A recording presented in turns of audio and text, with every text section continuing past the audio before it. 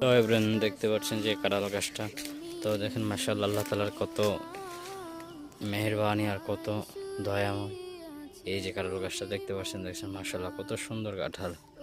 দেখেন কিভাবে কাঁঠাল আল্লাহ তাআলা দিয়েছেন এই গাছটার মধ্যে। এই দেখেন একবারে গাছের আগা পর্যন্ত কাঁঠাল ভরা। এই যে দেখতে পাচ্ছেন কতগুলো কাঁঠাল আল্লাহ তাআলা দিয়েছে। এই যে কাঁঠাল,